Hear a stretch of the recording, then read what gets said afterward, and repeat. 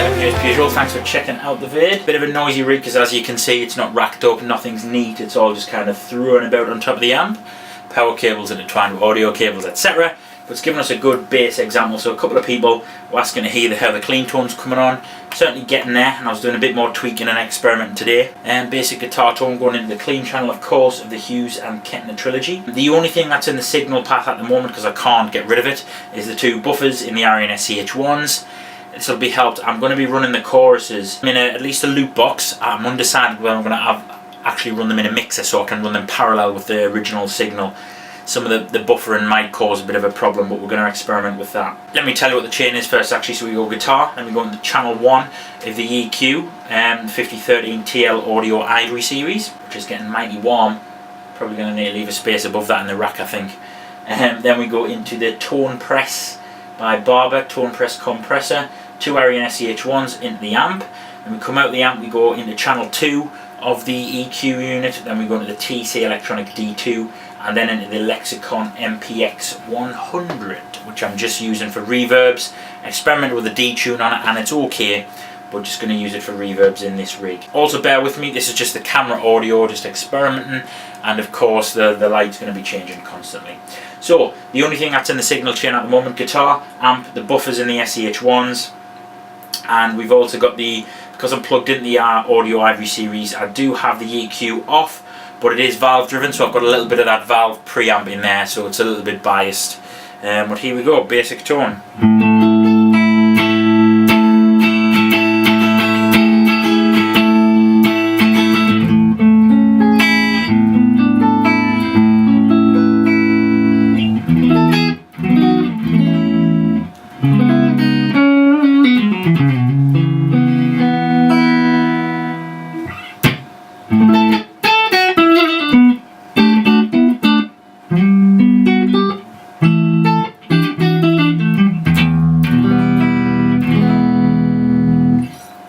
So a little bit woolly. Now the EQ settings on the amp, the bass is nearly all the way off, the middle's nearly all the way off, and the treble's at about just sort of past 12 o'clock.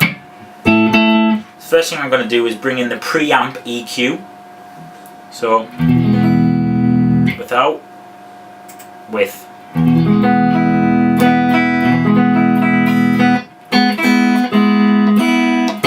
Something scratchy inside there, I need to have that fixed.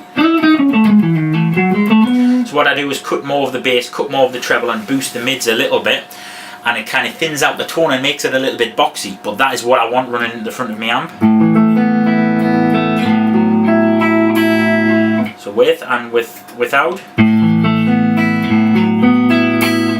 and with,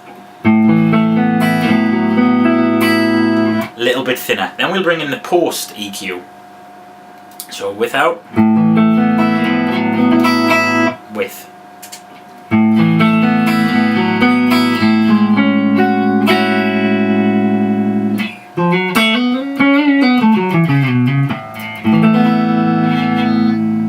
So with, without, with. So what I do in the with the EQ there is I bring some of that bass back, not all of it, but some of it, leave the mids pretty static where they are, like them slightly boosted, and bring some of the highs back as well. That's a bit like a mastering EQ. So there's the EQ in. So just the amp.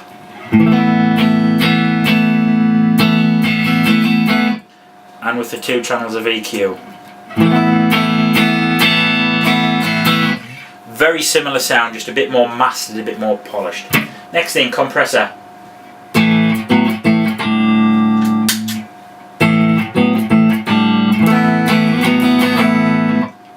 Without.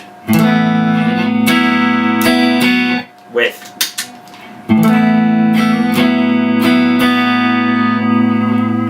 I've got the colour mode on the Barber Tone Press cranked just about all the way, just under from the top. So on a scale of 1 to 10 I've probably got that at about 8, 8.5, and what that does is bring in a little bit of low end and cut a little bit of the top end to simulate those kind of vintage compressors, and that's what I want the compressor to sound like in this rig. Next thing, we'll bring in a splash of reverb.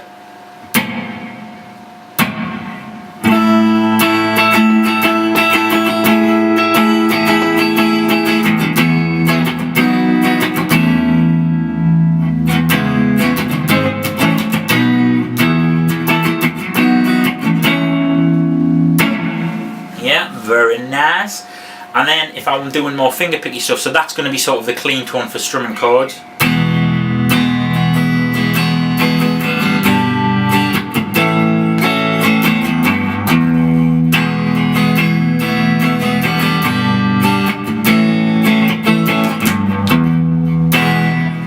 Okay, and then if I want the finger picky stuff, I'll bring in a delay. I'm experimenting with the D2, but this is the kind of tapped, the true multi-tapped rhythm I've got.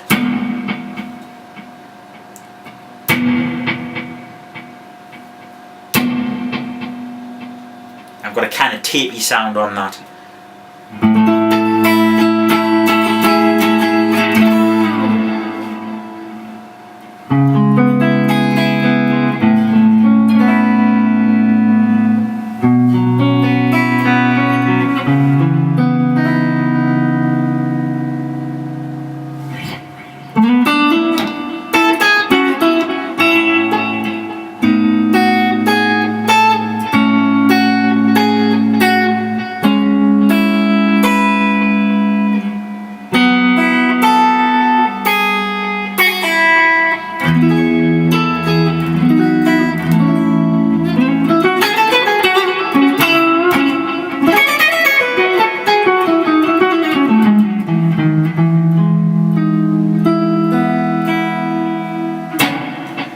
Really nice clean tone, absolutely digging that. Again, sorry for this light coming in, it's ridiculous. Try and tone it down.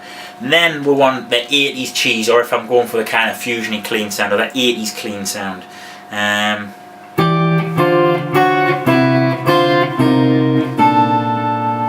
Bring in the first chorus. Okay, so if I'm just going for a little bit subtle, I've got a nice kind of slow, big, deep chorus.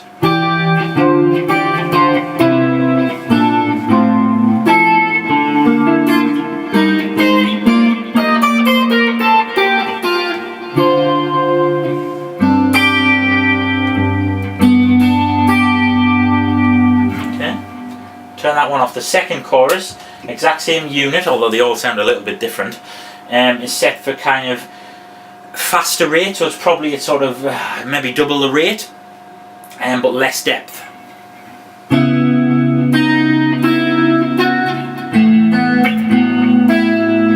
So that's the second chorus. So first chorus.